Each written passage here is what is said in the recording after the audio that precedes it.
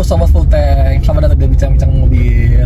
Kali ini gue yang ngajak anak gue, Kiko, kebetulan juga punya channel YouTube.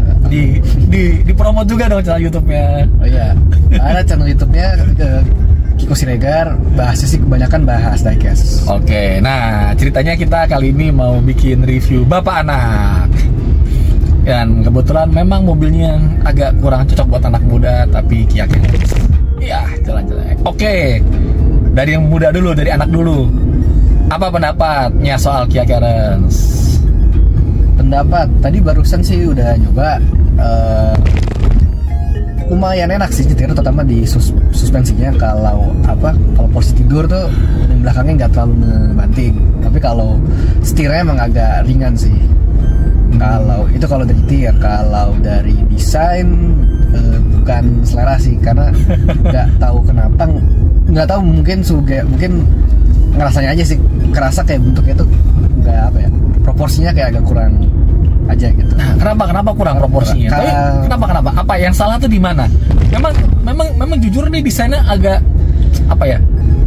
pertama aneh, tapi kalau lama-lama akan oke juga sih gitu loh, unik gitu kelihatan. Apalagi warnanya merah ya, jangan warna hitam, jangan warna putih. Tapi kenapa sih soal desain ini? Apa yang bikin gak struck sama desain? Sebenarnya sih subjektif banget ya, tapi di desain pasti subjektif.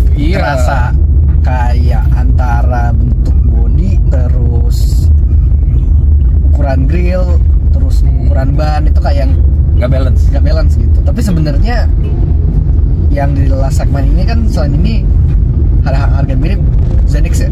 Iya. Nah itu juga sama, sebenarnya juga mengalami hal yang sama sih. Proporsi juga kayak aneh. Nah, ini dia nih yang menarik. Carens ini dulunya MPV.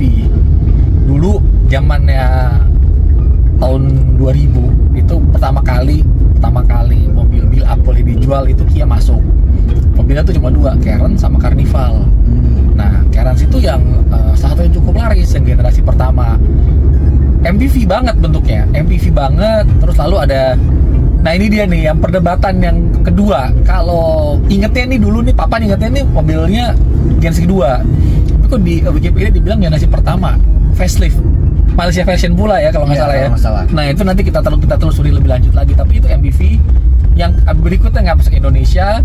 Yang terakhir baru masuk Indonesia. Yang terakhir yang agak cakep ya, malah bentuknya mirip BMW sekarang ya. Iya. Kayak BMW seri 2, seri 1.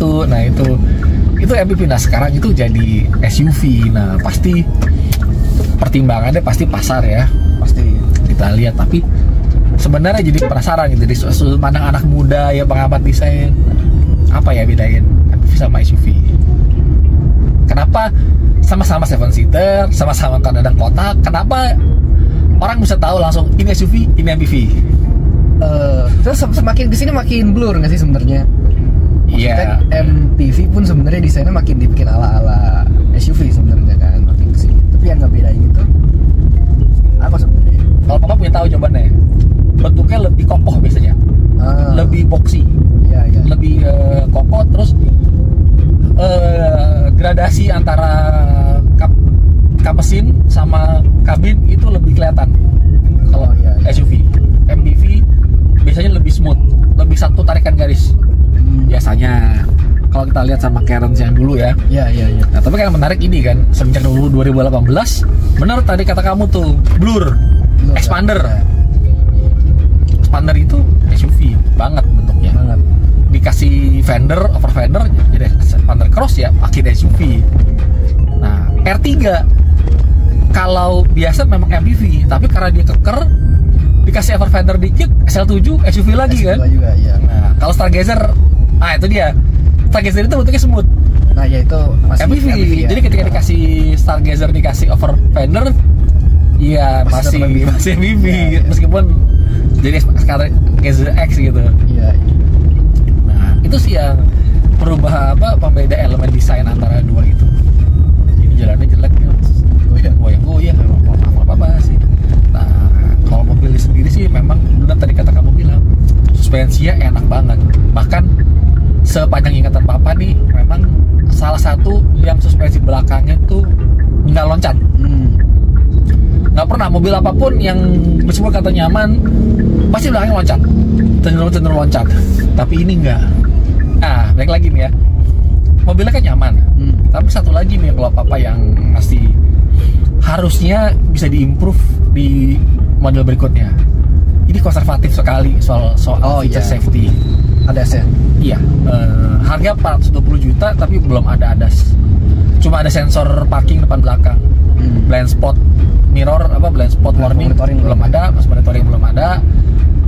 Rear cross traffic alert juga belum ada. Nah, itu mungkin yang buat Kia bisa diimprove ya besok kalau mau meluncurkan facelift. Sama yang ini mobil kan 2021 ya, launching pertama di Indonesia 2022. Ya ini rem tangan. Iya, masih tarik. Ya, mungkin ada baiknya supaya bisa bersaing di segmen ini diimprove. Meskipun ini adalah satu-satunya SUV di segmen yang 7-seater. Beda sama Rush loh. Rush tuh bukan Rush dan lain-lain itu antara A dan B. Makanya orang dipisahin kan kalau di penghitungan atau L SUV sama compact atau small MPV, semua SUV lah dipisahin, padahal sebenarnya sama-sama aja gitu. Iya. Tuh. Jadi unik, nanti lawannya adalah X4 7-seater. Di India ada Alcazar. Alcazar itu disebut juga dengan Grand Creta 7-seater. Nanti ada Grand Vitara 7-seater. Mungkin selarinya ke sini. Mungkin balik ke desain lagi ya. Ini mukanya kalau di antara Kia yang lain agak beda sendiri artinya. Kia. Jujur sih mukanya agak satu tipe sama Citroen. Atau kenapa? Citroen ya. Citroen yang ya, C3 Espresso. Iya. Itu ada kayak kemiripan. Signature design dari mobil-mobil yang sepertinya memang ditujukan buat pasar India. Iya. Kita nggak meremehkan India loh. India tuh sekarang pusat setir kanan loh, India besar. Jadi ya bagi yang meremehkan India ngeledek-ledek ya coba belajar lagi deh. Karena itu pasarnya besar sekali dan itu adalah pusat pengembangan setir kanan buat mobil. Mungkin Suzuki juga di sana, Kia Hyundai juga sepertinya juga ke sana karena kan kereta itu juga dari India kan, kereta EV, kereta elektrik. Jadi sama ada kesamaan desain yang dari sisi muka terutama ya, bentuknya gitu. Mungkin orang sana senangnya gitu. Kalau kita lihat juga sama Tata, Mahindra, bentuknya gitu semua tuh. Bentuknya tuh apa ya? Apa ibu? Udah kalau bahasa kata-kata istilahnya tuh. Istilah tapi kalau di antara ini Espresso terus Citroenan itu sebenarnya satu sih agak ala crossover sebenarnya kan, ada outlander dikit. Ya kan nama SUV kan? Nama SUV ini maksudnya itu yang gimana disebutnya ya? Yang sampai numpuk-numpuk gitu loh, hitam-hitam itu sampai nggak tahu bahasanya tuh apa sih? Itu perlu dipelajari lagi tuh. Karakteristik desain SUV India. Mungkin selera pasar di sana yang senang seperti itu mungkin. Juga kalau bahas lagi India juga sama Espresso dia ada kemiripan juga kan, start stopnya. Iya benar. Itu somehow karakteristik start stopnya itu mirip banget ya. Cepat sekali beraktif. Bahkan kalau kita lagi bayar tol atau berhenti sebentar itu juga.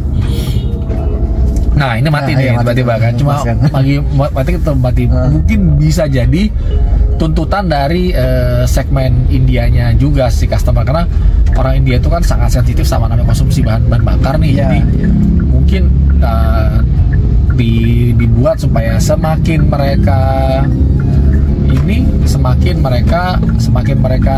sering dianggap semakin irit. Mungkin ya bisa jadi kan sama espresso atau benar espresso.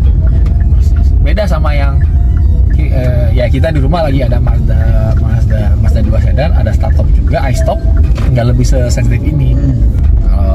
Tapi basically mobil ini sih menarik. Cuma memang perlu di-touch sedikit di soal fitur safety-nya, handlingnya oke banget lah. Kekedapan suara juga oke, desain juga cukup oke.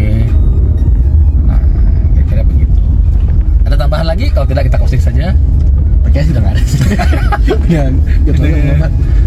Oke, terima kasih. Ini episode pertama review Bapak Anak di Bincang-Bincang Mobil. Kalau suka kita terusin, kalau nggak suka nggak peduli kita terusin juga.